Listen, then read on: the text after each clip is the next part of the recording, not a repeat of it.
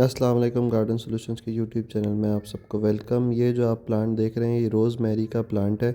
आज हम आपको सिखाएंगे रोज़मेरी के प्लांट से उसको कटिंग से कैसे लगाया जाता है। तो ये प्लांट आप जो देख रहे हैं ये हेल्दीएस्ट प्लांट हमने अपना लिया है। 14 इंच पॉट में लगा हुआ है। कराची में रोज़मेरी से सबको बहुत ज़्यादा शिकायत होती है कि रोज़मेरी नहीं चलती या बहुत ख़राब हो जाती है, विल्ट हो जाती है।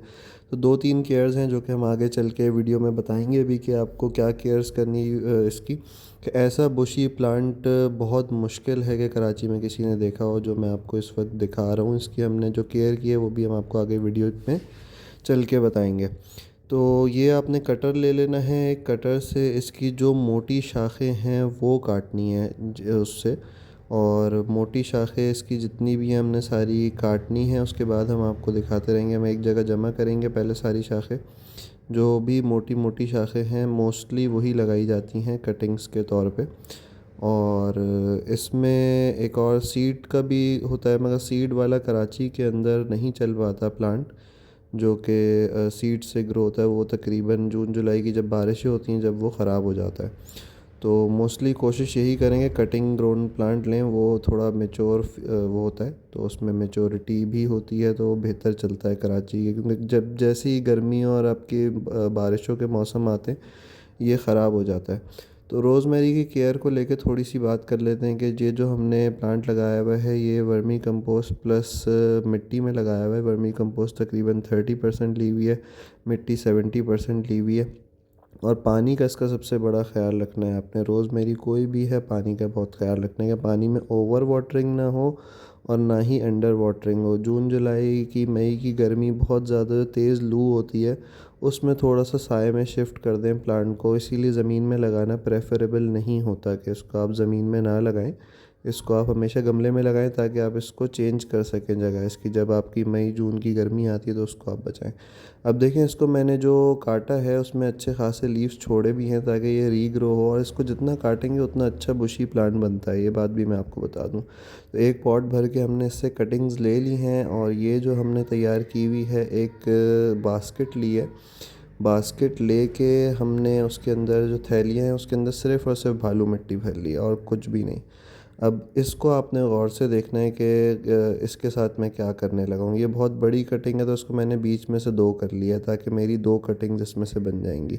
एक चीज़ का ख्याल रखना है, जो डाउन वाला पार्ट है उसको डाउन ही रखना है, जो ऊपर वाला पार्ट है उसको ऊपर ही रखना है। तो इसकी स्टेम में से जितने भी लीव्स होंगे 1 से 1.5 इंच तक वो मैं सारे रिमूव कर दूँगा। और उसको मैं अपने जो खाने के इस्तेमाल में ले सकता हूँ या जो भी मैंने करना है रोज़मेरी के लीव्स का वो मैं कर सकता हूँ उससे। तो ये है रूटिंग पाउडर। रूटिंग पाउडर मैंने इसमें डाला है अपने जो इसका ढक्कन है उसमें निकाल के। और इसकी जो स्टॉक हमने जो 1 इंच तक मैंने आपको बताया ना इसके वो खाली कर लेने हैं। तो ये रूटिंग पाउडर मैंने ढक्कन में निकाला है। अब इसकी जो स्टॉक है वो मैं इसमें डिप करके लगाता रहूँगा एक एक कटिंग। अच्छा, ये थैली में सिर्फ़ और सिर्फ बालू मिट्टी रखनी है। 1-2 दिन पहले भर के इसको अच्छे तरीके से पानी दे दें ताकि नरम हो और नरम मिट्टी में आप इसकी स्टॉक लगाएं तो प्रॉपर रूटिंग हो सके इसकी। तो ये देखें अब हम इसको भी ये लंबी कटिंग है तो इसको बीच में से हाफ़ कर लेते हैं। इसको हम बीच में से हाफ़ करेंगे तो दो कटिंग्स बन जाएंगी बेसिकली हमारे पास। जो नीचे वाला हिस्सा है उसमें 1 इंच तक हम सारे लीव्स रिमूव करेंगे इसके। हाथ से भी कर सकते हैं हाथ से, मगर आपको वो होना चाहिए कि इसकी स्टॉक डैमेज ना हो। जो स्टेम है मेन वो डैमेज नहीं होनी चाहिए अगर आप हाथ से निकाल लें, वरना आप कटर से भी काट सकते हैं। अब ये इसकी स्टॉक को हमने अच्छे तरीके से रूटिंग हार्मोन में मिक्स किया। अगर आप रूटिंग हार्मोन यूज़ नहीं कर रहे तो शहद वगैरह भी यूज़ कर सकते हैं, एलोवेरा का जेल भी यूज़ कर सकते हैं। मैं रूटिंग हार्मोन इसलिए यूज़ करूँगा, इसका रिज़ल्ट बहुत अच्छा होता है। तो ये देखें नरम कितनी मिट्टी है इसमें। मैंने आराम से ये लगाई, जहाँ तक लीव्स हैं उसको बाहर रहने दिया, बाकी को अंदर दबा दिया। तो ये तकरीबन 15 से 20 दिन के अंदर ये रूट पकड़ लेगी। और जैसे ये रूट पकड़ेगी फिर हम इसको 6 इंच पॉट में शिफ्ट कर देंगे। अब जैसे ये थोड़ी सी ऊपर से इसका इतनी ज़्यादा मोटी स्टेम नहीं थी तो उसको मैंने रिमूव कर दिया। इसको हम कटिंग नहीं बनाएंगे। ये वाली जो है इसके नीचे की स्टेम ये थोड़ी मज़बूत है तो इसको हम लगा देंगे। अभी 1 इंच तक इसके लीव्स हम निकालेंगे और इसको हम वैसे ही रूटिंग हार्मोन के अंदर हमने डिप करा और मिट्टी के अंदर लगा दिया। अब ये जो सारी हैं मैं एक साथ लगाने के, इसमें जो बास्केट के अंदर लगाने का मकसद ये है कि मैं इसको शिफ्ट कर सकता हूँ, मुझे थोड़ी सी धूप में अगर शिफ्ट करना है इसको। अभी तो मैं इसको बिल्कुल साए में, अगर ग्रीन शेड आपके पास लगा हुआ है उसके अंडर लगाने वाला हूँ।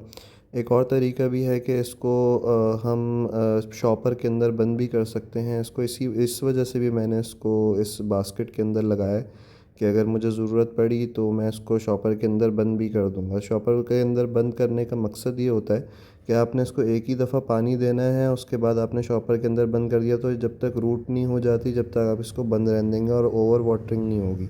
क्योंकि मैं संभाल सकता हूँ, मुझे पता है इसको कितना पानी देना है, तो उस हिसाब से मैंने शॉपर के अंदर बंद नहीं कर रहा हूँ। आप फर्स्ट टाइम कर रहे हैं तो आप शॉपर के अंदर बंद कर दें पहली दफ़ा पानी दे के, और 15 से 20 दिन बाद उसको खोलेंगे तो आपकी रूटिंग इंशाल्लाह हुई भी होगी। उसके बाद आपने इसमें कंपोस्ट ऐड करनी और रीपॉटिंग करके इसको सनलाइट में शिफ्ट कर देना है। सब्सक्राइब ज़रूर करिएगा। Thank you. अल्लाह हाफ़िज़। मिलेंगे किसी और वीडियो।